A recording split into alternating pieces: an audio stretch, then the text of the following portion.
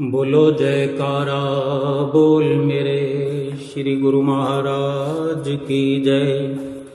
सभी गुरुमुख प्रेमियों से सब प्रेम जय सच्चिदानंद। ध्यान में मग्न रहने वाले, ध्यान में लीन रहने वाले, सदा भजन स्मरण ध्यान का आनंद लेने वाले अक्सर जीवन भर तो आनंदित रहते ही हैं, लेकिन जीवन के अंतिम क्षणों में, जीवन के अंतिम पड़ाव में, अंतिम श्वास में, अंतिम घड़ियों में कई बार हमने सुना है सत्संग में, श्री दरबार में भी ऐसे अनेक गुरुमुख जन, महात्मा जन, भाई जन की ध्यान लगाया और अपने इस जीवन की यह लीला को समाप्त कर गए। इस नश्वर शरीर को छोड़ करके परम धाम सिधार गए।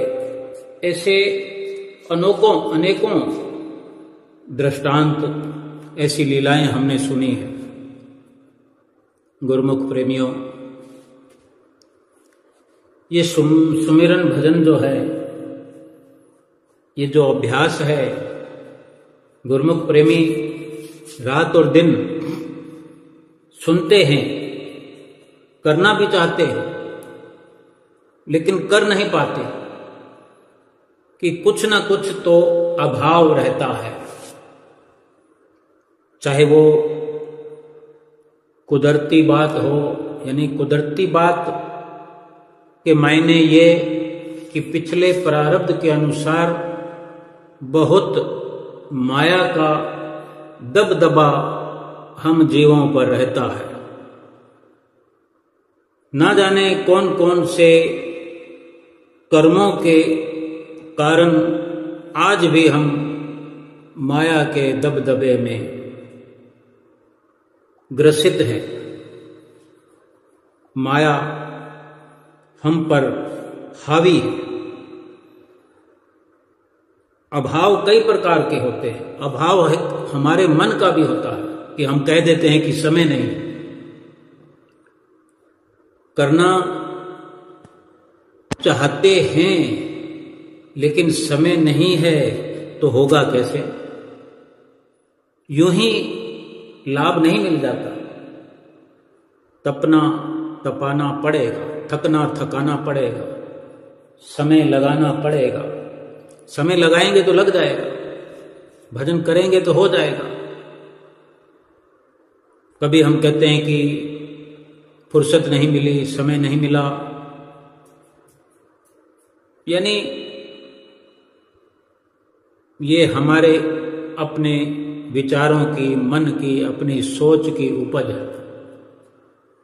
कहीं ये अभाव है कि हम ठीक प्रकार से अब तक जान नहीं पाए हैं कि भजन सुमरन का लाभ क्या है, भजन सुमरन का फायदा क्या है, कितना आसान है, कितना सरल है या कितना मुश्किल है। इन सूक्ष्मताओं को, यानी जो ये बहुत ही सूक्ष्म मगर गहरी विचारधारा है, इससे हम अनजान हैं। संतों महापुरुषों के संपर्क में आएंगे, सुंदर सुंदर श्री दरबार की पुस्तकों का अध्ययन करेंगे, तभी जान पाएंगे कि ये कोई बहुत बड़ी मुश्किल बात नहीं है। भजन सुमरन करना, ध्यान में अपने आप को लीन करना, कि ऐसी ध्यान के अंदर लीनता हो जाए, एकाग्रता हो जाए कि हर वक्त मस्ती में झूमने लगे, और अंत समय भी आए तो कैसा कि दुनिया सुन कर के हतप्रभ रह जाए, हैरान हो जाए कि वाह क्या शरीर छोड़ा है, क्या मृत्यु ने आकर के इनका स्वागत किया है। और उन्होंने ध्यान की एकाग्रता में रहने वालों ने मृत्यु को स्वीकार किया है। ये दोनों तरफ से एक दूसरे के लिए ये गरिमा की बात है कि हर किसी का ये शरीर छूटना है, तो शरीर को छोड़ते वक्त क्यों ना आनंदित मुद्रा में और बड़े खुश प्रसन्न होकर के मृत्यु का स्वागत करते हुए एक मर्यादा के तहत इस शरीर का त्याग किया जाए, तब मृत्यु भी स्वागत करते हुए इस जीव को सीधे परम धाम लेकर जाती है। सुमरन के लिए क्या समझना है और क्या सीखना है, क्या अपने अंदर ये जज्बा पैदा हो जाए, लगन लग जाए, कोई मुश्किल बात नहीं है। सुमरन में, ध्यान में लीन होना यानी सबसे पहले संसार की जो धारणा हमारे अंदर बनी हुई है, संसार के लिए हमारा जो मन बना हुआ है, हमारी विचारधारा है कि संसार को किस प्रकार हमने अपने अंदर बसा रखा है, संसार के प्रति हमारा क्या विचार है, संसार की कितनी हम कदरों कीमत समझते हैं, संसार की हर छोटी बड़ी वस्तु जो हम उपयोग में लाते हैं उनके अधीन हो गए, उनके मोहताज हो गए हैं, उनसे ध्यान हटता नहीं। हर छोटी बड़ी वस्तुओं के अंदर ध्यान की लीनता है, वहां से ध्यान हटता नहीं, भजन सुमरण में लगता नहीं। ये कोई बहुत बड़ी जटिल बात नहीं है, कोई समस्या नहीं है। अब इसको सरल से सरल हम ही ने बनाना है, वहां से ध्यान हटाना है, भजन सुमरण में लगाना है। अनेकों सामानों में,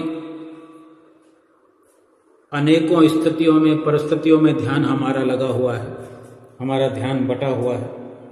आज एक विचार कर लें कि हमने आज एक किसी भी जगह से, किसी भी सामान से अपने ध्यान को हटा देना है। बस ऐसा विचार कर लेना है कि आज से अगर हम कोई खाने पीने की वस्तु से ध्यान हटाना चाहते हैं, तो बहुत सारी ऐसी वस्तुएं हैं जिनसे और जिनका उपयोग करने से शरीर को कोई लाभ नहीं है, बल्कि कुछ ना कुछ नुकसान होता है। उस वस्तु से ही ध्यान हटा ले। कोई संत महापुरुष की वाणी ये नहीं कहती कि शरीर का निर्वाह ना करो। शरीर का निर्वाह खाने पीने से होता है, तो खाने पीने का मकसद खाना खाना, रोटी खाना, दाल सब्जी साथ में उपयोग में लाना, ये कुदरती बात है। ये कुदरत की रचना से ये पेट भरने के लिए व्यवस्था निकली हुई है। जो अनेक अनेक व्यवस्थाएं हमने अपनी मन की उपज से करी है, आज हम राह चलते हुए सड़कों पर देखते हैं लाइनें लगी हुई है, खा रहे हैं हमारे बहन भाई सड़कों पर, कितने ही दुष्परिणाम हो रहे हैं। उनमें से ही किसी वस्तु को हम छोड़ने का प्रयास करें और छोड़ दें, तो हमारे शरीर का तो किसी भी प्रकार से हर जाना नहीं होना, हमारी सेहत पर कोई असर नहीं होना, बल्कि किसी भी वस्तु से ध्यान हटा देने से मुकम्मल तौर पर हम ध्यान हटाएं तो शरीर का भी कुछ ना कुछ लाभ होगा। सेहत में नुकसान नहीं बल्कि आराम मिलेगा। और उसी ध्यान के बदले ये हम संकल्प करें कि इस ध्यान को भजन सुमरन में हम पक्का करेंगे। ध्यान की लीनता भजन सुमरन में इस वस्तु के बारे में, इस वस्तु के बदले में भजन सुमरन नाम की ओर हम अपना ध्यान बढ़ाएंगे। समझना केवल इतना ही है, अपने आप को इतना ही समझाना है कि जो हम कहते हैं कि समय नहीं है, तो ये समय की देखो हम कैसे एक प्रकार से व्यवस्था कर रहे हैं। ध्यान भी समय के साथ ही लग सकता है, समय लगाएंगे तो ध्यान भी लगेगा ही लगेगा। हमने ध्यान के लिए भजन सिमरन में समय लगाना है, समय हम निकाल लाए हैं। किसी संसार की वस्तु में अगर ध्यान हमारा लगा हुआ है, अटका हुआ है, हम किसी वस्तु के मोहताज हैं, तो वहां समय भी खर्च हो रहा है, शरीर भी खर्च हो रहा है। अब कहीं कुछ खाने की वस्तु हो या कुछ पहनने की वस्तु हो या रहने की वस्तु हो, कुछ भी हम खरीदने के लिए, लेने के लिए जाते हैं, तन मन धन सभी तो लगता है। और फिर कहें तो श्वास भी साथ में खर्च हो जाते हैं। यानी बहुत बड़ा नफा नुकसान इन सब के लगने से होता है कि अगर संसार की ओर, शरीर की ओर, कामनाओं की ओर, इच्छाओं की ओर अगर हमारा ध्यान लगा, हमारी इच्छा उनको प्राप्त करने की हुई, तो श्वास भी खर्च उधर हो रहे हैं, शरीर भी खर्च होते होते हो ही रहा है। आज देखो हम अपनी शरीर की दशा देखें। एक बच्चा तो सोच सकता है कि मैं जवान हो रहा हूं, लेकिन कब तक रहेगा जवान? फिर जवानी के बाद तो ये समझना ही पड़ेगा कि मैं अब बुढ़ा हो रहा हूं। और फिर बुढ़े होने के बाद में बचपन थोड़ी वापस आएगा, जवानी थोड़ी वापस आएगी। बचपन चला गया, जवानी चली गई, फिर उसके बाद में कहते हैं जिंदगी दी कीमती निशानी चली गई। बुढ़ापा कोई जीवन की निशानी नहीं है, लेकिन फिर भी महापुरुषों ने तो ये राहत भरी हमें रहमत बख्शी है कि बुढ़ापा भी बहुत काम की चीज है। जब जागो तब सवेरा। लेकिन युवा अवस्था में समझना, बचपन में समझना, अपने आप को माला माल करना है। ध्यान की एकाग्रता जब बचपन से चलती है, अगर बचपन से कोई मत्था टेकता है श्री परमहंसों को, कुटिया पर जाता है, अपने घर के मंदिर में मत्था टेकता है, आरती पूजा करता है, माता पिता के सहयोग से, उनके परोपकारों से अपनी लगन लगाता है, कहीं ना कहीं से ध्यान वो भी बटोर कर लाता है, अपने खेल कूद से अपना समय निकालता है, पढ़ाई से भी थोड़ा समय निकालता है। आज तो मोबाइल का युग है, आज तो टेलीविज़न का युग है, सारी दुनिया की खबरें, समाचार वगैरह वगैरह वगैरह समय को झोंक दिया है एक इस दुनियादारी की भट्ठी में। खत्म होता जा रहा है सब कुछ। जहां समय लगता है वहां धन भी लगता है, तन भी लगता है, मन भी लगता है, श्वास भी लग करके समाप्त हो जाते हैं। होते होते सब कुछ नष्ट हो जाता है। लेकिन अब ये बड़े विचार करने की बात है कि हमें मिला क्या? सारा कुछ हम शरीर के निमित्त कर रहे थे। शरीर के निमित्त अगर शरीर खर्च हो गया तो शरीर के निमित्त हमने अपने पास बैलेंस में क्या पाया? यही शरीर और फिर समय, मन अगर भगवान के भजन में लगा, भगवान के ध्यान में लग गया, तो शरीर तो फिर भी खर्च होगा। अगर शरीर खर्च हो करके अगर भगवान मिल जाते हैं, हमारी आत्मा संवर जाती है, आत्मा सुखी हो जाती है, तो कहने को तो बात है ना कि ये शरीर अगर जा रहा है, जाते जाते चला भी गया, आत्मा निहाल हो गई, आत्मा का कल्याण हो गया, जीवन का मकसद पूरा हो गया। जीवन का मकसद तो आत्मा को परमात्मा से मिलाना था, आत्मा का कल्याण करना था। असल वस्तु तो हमारी निखर करके हमारे पास आ गई। हम हक से कह सकते हैं कि मैं जीवात्मा हूं। अगर हम भजन सुमरन नहीं करेंगे तो क्या कह सकेंगे कभी भी कि मैं जीवात्मा हूं? नहीं कह सकते, क्योंकि हमें पता ही नहीं है कि मैं क्या हूं। इसी प्रकार अगर किसी एक वस्तु का हम त्याग कर दें, भजन सुमरन में अपनी वृत्ति, अपनी सुरति, अपनी ध्यान की एकाग्रता करें, तो बहुत कुछ वहां से निकलकर हमारी झोली में आएगा, हमारा लोक परलोक संवारने वाला।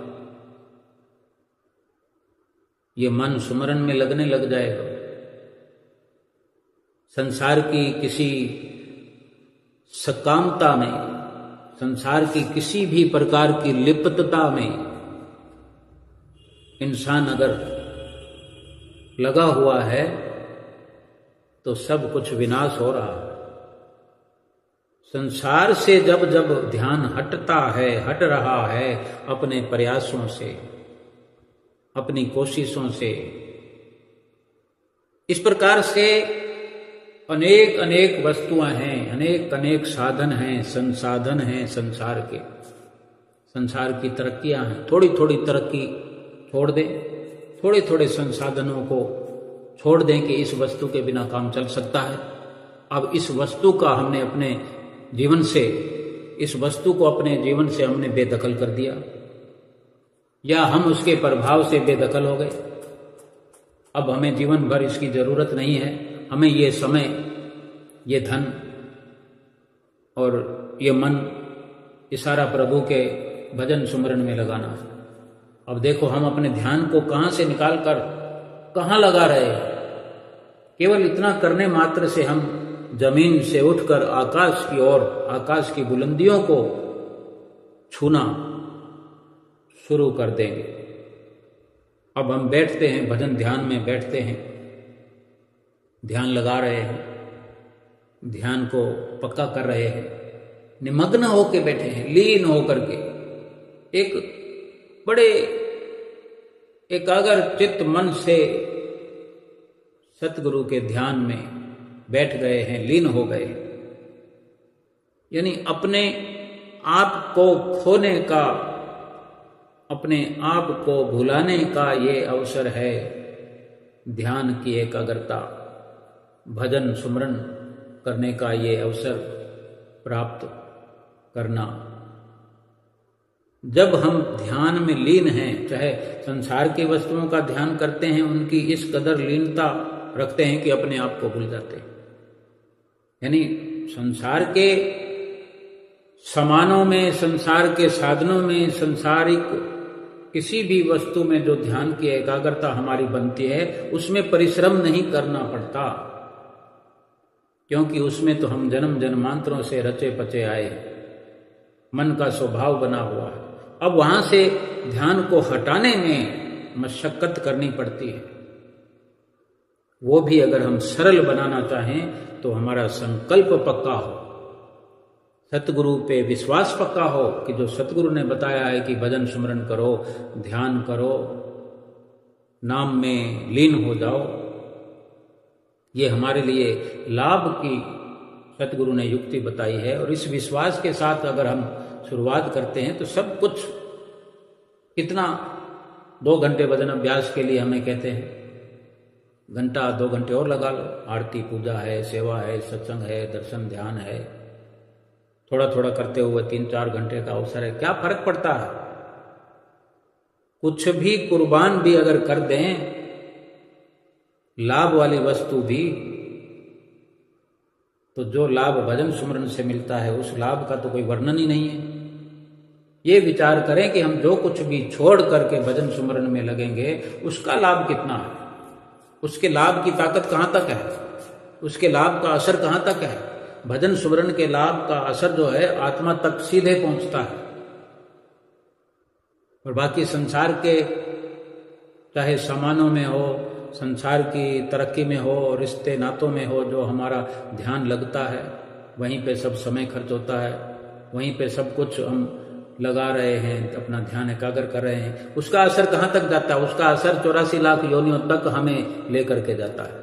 इस जीव आत्मा को वही संसार की ओर लगा हुआ ध्यान 84 लाख योनियों में जन्म दर जन्म भटकाता भटकाता पहले आया है और फिर से जीवात्माओं को जन्म दर जन्म भटकना पड़ेगा, 84 लाख योनियों में इतने शरीर धारण करने पड़ेंगे। बचने का केवल रास्ता एक ही है। बहुत सारा समय हमें संसार के लिए मिला हुआ है, 20 घंटे कम नहीं होते। 20 घंटों में हम उठना, बैठना, सोना, जागना, काम धंधा, शरीर की परवरिश, बाल बच्चों की परवरिश वगैरह सब कुछ बड़े आराम से कर सकते हैं और साथ में अपनी आत्मा का सुधार कर सकते हैं। ये लोक सुखी कर सकते हैं, पर लोक सुहेला कर सकते हैं। कितना सुंदर ये जीवन हमारा बन सकता है। अब अगर हमने ये विचार कर लिया है कि हमने भजन सुमरन में अपना ध्यान पक्का करना है, उस लाभ को हमने प्राप्त करना है, इस जीवन में भी उस लाभ को देखना है कि ध्यान की एकाग्रता, ध्यान की लीनता कितना हमारी आत्मा को प्रफुल्लित करती है, खुशहाल करती है। और शरीर भी हमारा स्वस्थ और हर वक्त माला माल दिखता है, माला माल रहता है। ऐसा लगता है कि ऐसी कोई निधि, ऐसी कोई पूंजी प्राप्त हो गई है कि और कुछ चाहिए ही नहीं। भजन सुमरन का ये असर है। भजन सुमरन करने वाले को लगता है कि और कुछ चाहिए ही नहीं। जिसको कुछ चाहिए नहीं, सीधा सीधा इसका सरल सा मतलब है कि उसने सब कुछ पा लिया है और जरूरत नहीं है और आशा नहीं है, कोई इच्छा कामना नहीं है, सब कुछ भजन सुमरन में आ जाता है। तभी भजन सुमरन करने वाले को ये समझ भी आती है, ये उसकी आवाज भी होती है कि अब मुझे कुछ नहीं चाहिए।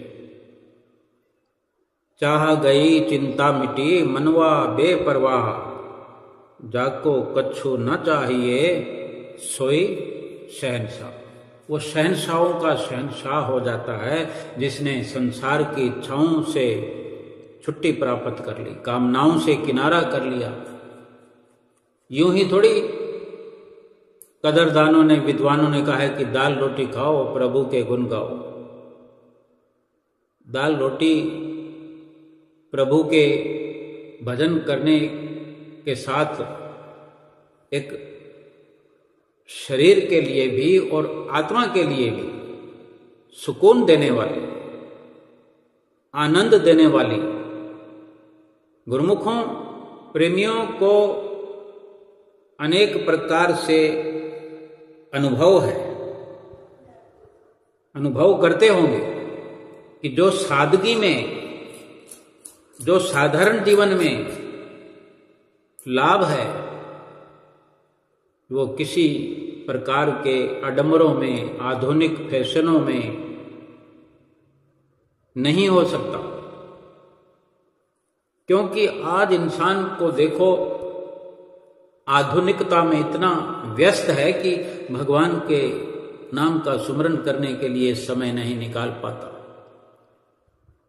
किसी भी छोटे बड़े के साथ वार्ता हो जाए, बातचीत हो जाए तो समय नहीं है, समय नहीं है, परेशान हैं, दुखी हैं, ये बाकी है, वो बाकी है, कोई 60 साल की उम्र का है, 70 की उम्र का है, यही कहते सुनते हैं कि मेरा ये काम बाकी रह गया, ये काम बाकी रह गया। इतने वर्षों के अंदर तुम्हारा काम बाकी रह गया तो वो कहीं ना कहीं आत्मा पुकार पुकार कर कह रही है कि असल में असली काम तो वही है कि आत्मा का सुधार नहीं किया। लेकिन इंसान समझ नहीं पाता। वो कभी कपड़े खरीद लाता है, कभी जूते खरीद लाता है, कभी मिठाई खरीद लाता है, कभी बंगला बनाता है, कभी गाड़ी ले आता है, लेकिन किसी से भी संतुष्टि नहीं होती, क्योंकि उन सब में संतुष्टि नहीं है। लेकिन जो गुरुमुख प्रेमी संतों महापुरुषों की शरण में जाते हैं उनको समझ आ जाती है कि ये पूर्ति जो है सभी प्रकार से सुख शांति की पूर्ति भजन सुमरन से होनी है, और ये भजन सुमरन आत्मा के लिए जरूरी है। और वही भजन सुमरन में लगते हैं। अब जिसको कुछ समझने का अभाव है कि ठीक से समझ नहीं आ रहा कि भजन सुमरन कैसे करें, तो प्रयास तो हर कोई करता है, प्रयास करने से कहीं ना कहीं हमें अवसर मिल जाता है। प्रभु ने हर किसी के लिए व्यवस्था की है, विशेषकर जो भगवान का भजन करना चाहता है, जो इस जीवन में भगवान को पाना चाहता है, भक्ति करना और भक्ति प्राप्त करना चाहता है, उसके लिए विशेष व्यवस्था है। कुदरत ने हर संभव प्रयास करके भगवान का भजन करने वालों के लिए कदम कदम पर व्यवस्था की हुई। अगर कोई नए नए भजन सुमरन करना शुरू करता है तो उसकी मुश्किल को आसान होते कोई देर नहीं लगती, लेकिन एक संकल्प करे कि मेरे पास समय बहुत है, जो मुझे सतगुरु ने आज्ञा प्रदान की है 2 घंटे निश्चित रूप से, तो वो ऐसा ना कहे कि घंटा 2 घंटे सुमरन करना है, ऐसा कहे कि 2-3 घंटे सुमरन करूंगा, 2-3 घंटे सुमरन करना ही है, आरती पूजा करना है, सुमरन भजन अभ्यास करना है, सेवा करना है। मन बनाता जाए, भगवान अपने आप रास्ते खोलता जाएगा। बैठ जाए हम, कितना अवसर हमें बैठ करके जब ध्यान करने के लिए मिलता है। ध्यान में सतगुरु का ध्यान करते हुए डूबते जाए, ध्यान की गहराई में उतरते जाए, ध्यान गहरा होता जाएगा। सतगुरु को याद करते जाएंगे, सतगुरु का ध्यान करते जाएंगे, सतगुरु को याद करते हुए, उनकी वचनावली को याद करते हुए, उनकी लीलाओं का स्मरण करते हुए, उनके जो हमारे प्रति हिदायत भरे वचन हैं, वो क्या क्या हमें निर्देश दिया करते हैं, उन सब की संभाल करते हुए हम अपने ध्यान को गहरा करते जाएं, गहरा करते जाएं, और बड़ी एक सरलता हमें अनुभव होगी कि जैसे जैसे हम ध्यान को गहरा करेंगे अपने आप को भूलते जाएंगे। ध्यान की गहराई का क्या लाभ है, ध्यान की गहराई का असर क्या है? ये एक नशे की तरह, जैसे कोई नशा करता है, अपनी शुद्ध बुद्ध भुला देता है कि नहीं, वो क्या बोल रहा है ये भी उसे पता नहीं होता, कहाँ खड़ा है उसे पता नहीं होता, कहीं गिरा पड़ा है उसे पता नहीं।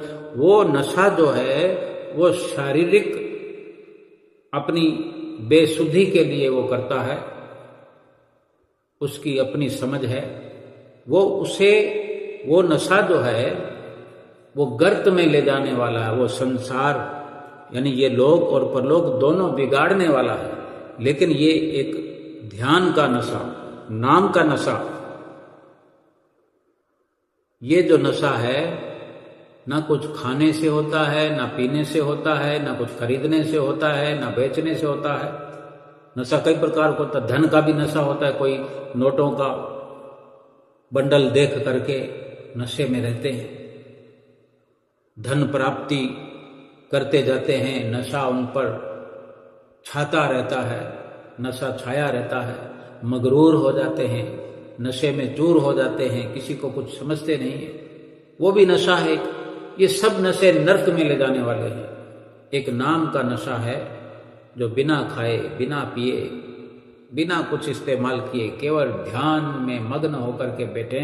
महापुरुषों ने वर्णन किया है अपनी वाणियों में, अफीम पोस्त भंग शराब उतर जाए प्रभात, अफीम पोस्त भंग शराब उतर जाए प्रभात, नाम खुमारी नान का चढ़ी रहे दिन रात।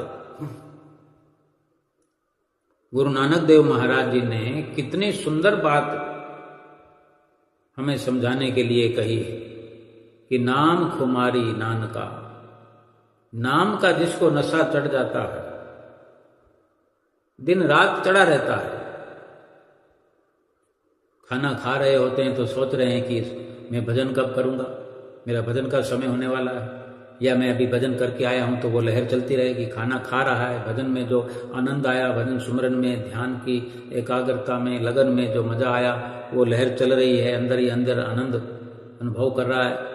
साथ में कोई और भी खाना खा रहे हैं, अगर हमारे वो कुछ कह रहे हैं तो वो आधी बात सुनता है, आधी बात अनसुनी अपने आप हो रही है, क्योंकि उसकी ध्यान की जो एकाग्रता अभी तक बनी हुई, सुमरन खत्म हो गया, ध्यान लगाना अपनी उसने जो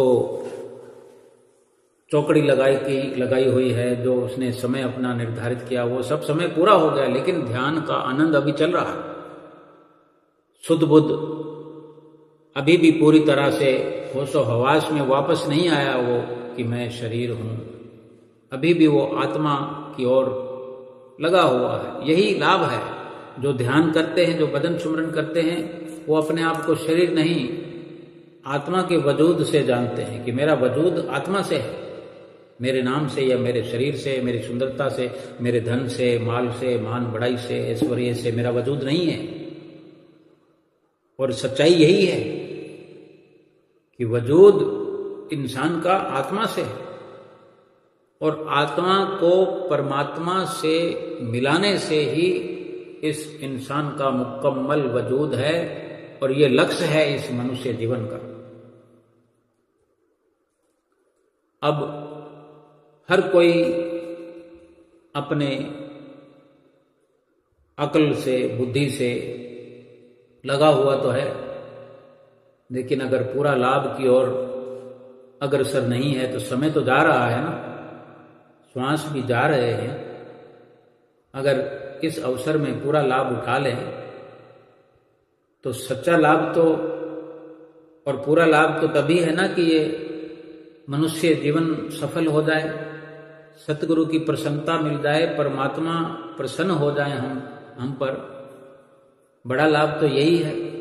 क्यों फिर हम अनजान बने हैं, क्यों लापरवाह बने हैं, क्यों आलस कर रहे हैं, ध्यान में बैठ गए हैं, मस्तक पर ध्यान लगाना है, आंखें हमारी बंद हैं। सतगुरु को याद करते जाएं और अनेक लाभ अपने आप जुड़ते जाएंगे।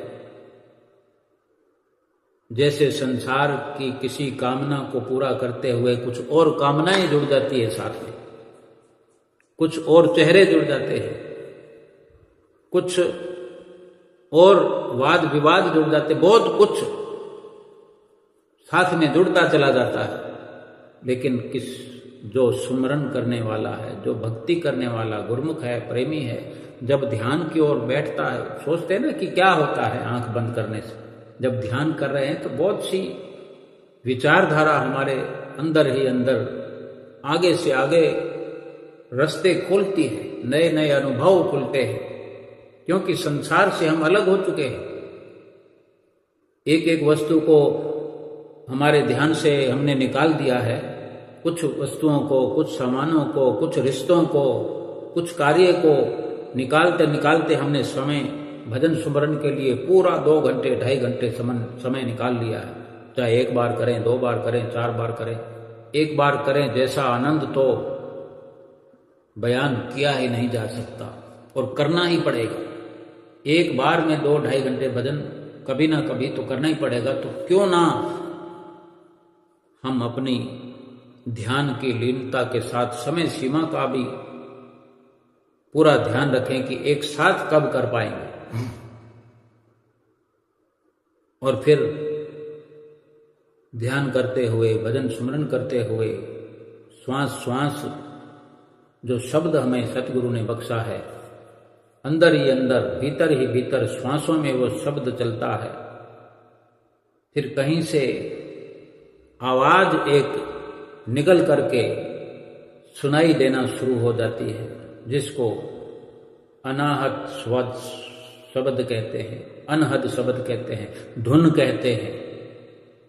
बड़ी मधुर एक धुन जो अंदर, जो ध्यान को गहरा करने से अपने आप वहां से धुन निकल करके आती है।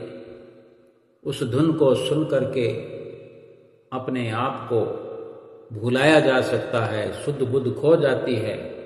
ये ध्यान की एकाग्रता, ध्यान की लीनता जब बढ़ती है, क्योंकि कानों को हमने वो धुन सुनने में लगा दिया है, आंखों को हमने सतगुरु को देखने में लगा दिया है, आंखें बंद हैं, अंदर की आंख को खोलने का लगातार प्रयास हम करते हुए, सतगुरु का ध्यान हम अपने ख्यालों में बसाते हुए, कभी न कभी 10वां द्वार खुल जाता है, तीसरा नेत्र, शिव नेत्र खुल जाता है।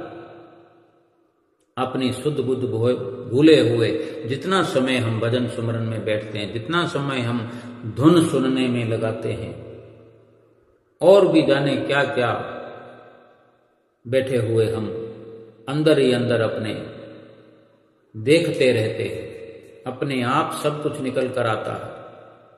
जो वर्णन भी महापुरुषों ने किया है कि अंदर बढ़ के पौड़ी चढ़ के ये नजारा देख ले, अंदर बैठा सतगुरु प्यारा देख ले। बोलो इससे बढ़कर और कौन सा लाभ हो सकता है गुरुमुखो, प्रेमियों, कि हम आंख बंद करें और हमें गुरु महाराज जी का स्वरूप नजर में आए, ध्यान में आए, हमारे ख्यालों में आए, लोक परलोक का काम हमें समझ में आए। शब्द क्या है, शब्द को कैसे श्वासों में अपनी सूरत में लीन करना है, कैसे हम संसार में होते हुए संसार से अलग हो रहे हैं, अपने परिवार में रहते हुए परिवार से अलग हो रहे हैं, अपने आप से अलग हो रहे हैं, यानी शरीर से अलग हो रहे हैं, और सही पूछो तो अपने आप में स्थित हो रहे हैं। अपना आप क्या है? अपनी आत्मा है। अभी हम शरीर में स्थित हैं। जब भजन सुमरन करते हैं, ध्यान में लीन होते हैं, ध्यान गहरा करते हैं, अंदर ही अंदर धुन सुनते हैं, ध्यान को गहरा करने से ही, मस्तक पर ध्यान की गहराई से ही वहाँ से धुन सुनने की, धुन सुन पाने की ये शुरुआत होती है।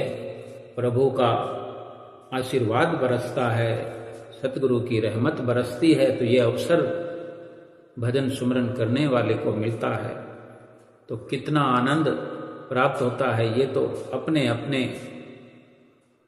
जो सुंदर भाव होते हैं भजन सुमरन में, कितनी एकाग्रता होती है, कितनी मेहनत की है। मेहनत कोई वजन उठाना नहीं है, ख्यालों में अपनी दृढ़ संकल्पता हो, दृढ़ संकल्प हमारा होना चाहिए कि हमने सतगुरु के वचनों पर मुकम्मल अमल करना है। तो संसार से कहीं ना कहीं से समय निकाल करके, क्योंकि किसी भी वस्तु का नशा इंसान करते हैं। कोई मदिरा पान करता है, कोई भांग का प्रयोग करता है, कोई अफीम का प्रयोग करता है। आज तो इस आधुनिक युग में अनेकों नशा करने के लिए सामान है।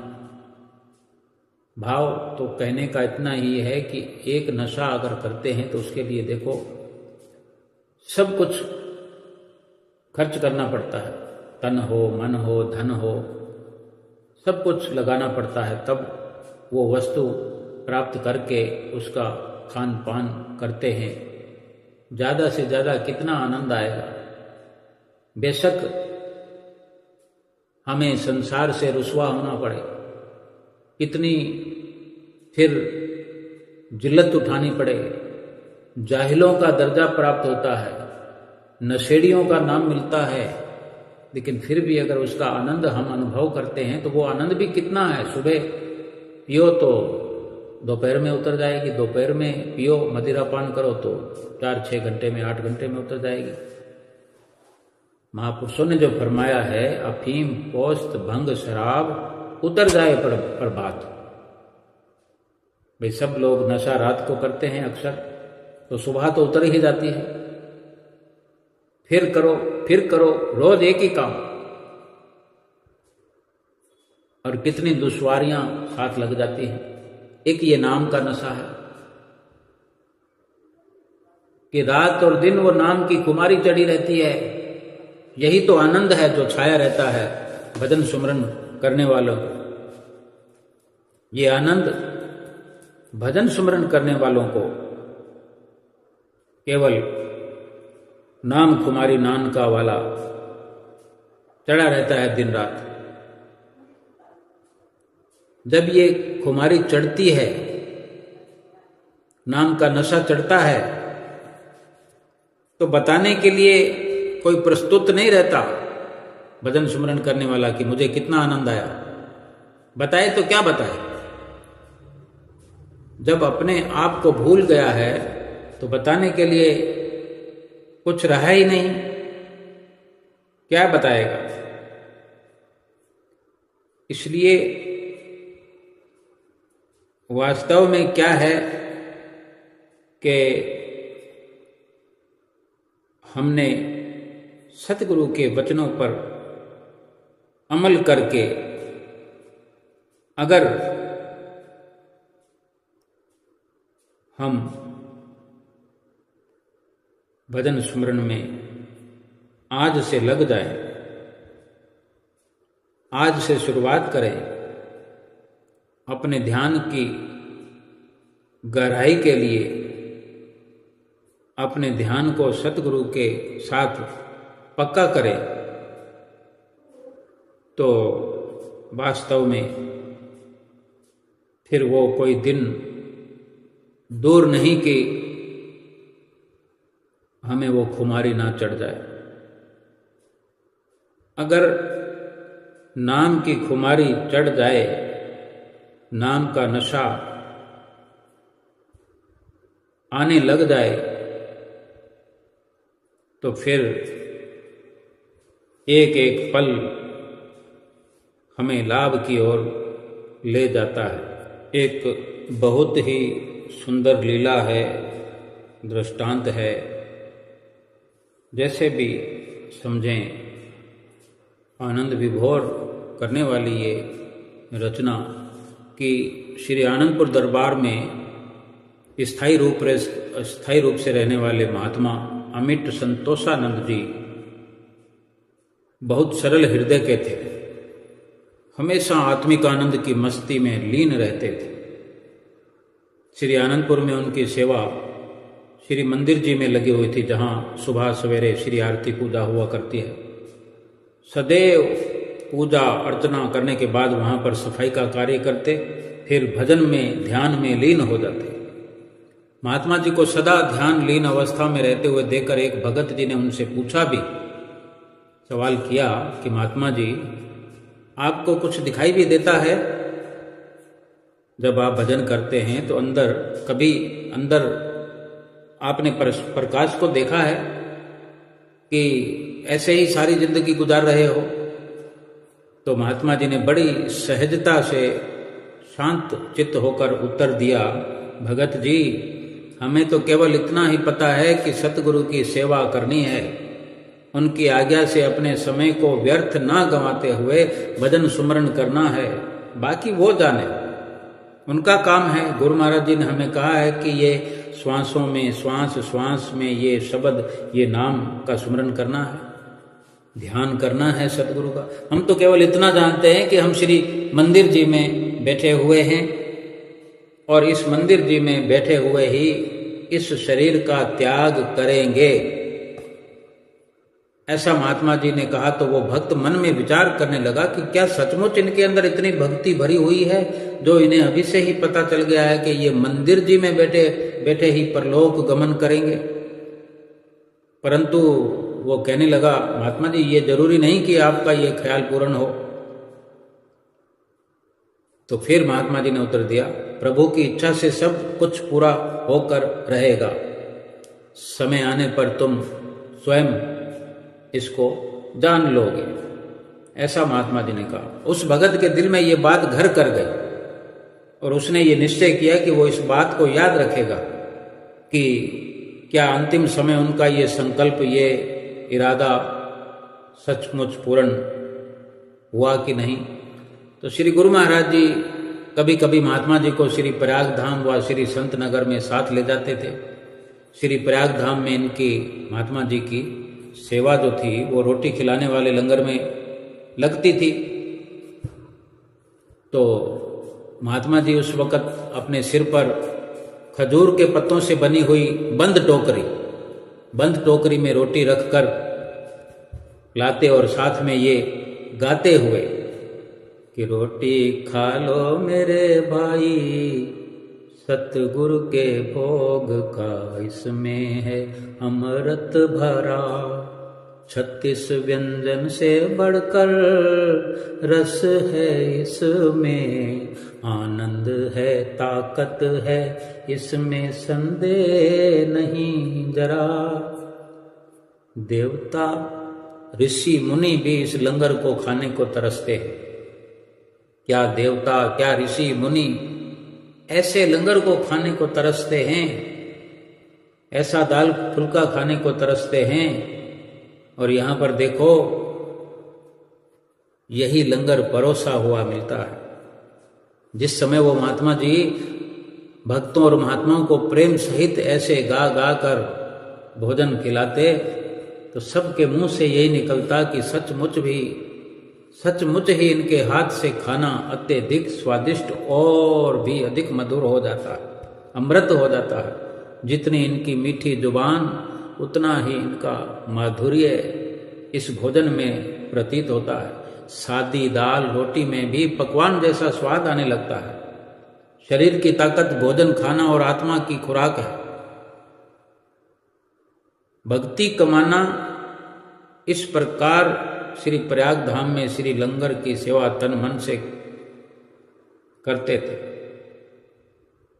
शरीर की ताकत भोजन खाना और आत्मा की खुराक भक्ति कमाना, बस इसी प्रकार वो तन मन धन से सेवा करते थे। श्री सतगुरुदेव महाराज जी महात्मा जी को एक बार संत नगर ले गए। श्री संत नगर में भी इनकी सेवा लंगर खिलाने में लगी हुई थी। हित चित्त से सेवा करते हुए श्री मंदिर में श्री आरती पूजा के लिए गए। इनकी ऊंची भावना और दृढ़ संकल्प से इनका लक्ष्य संपूर्ण हुआ। श्री आरती और विनती करने के बाद महात्मा जी ने दंडवत वंदना की।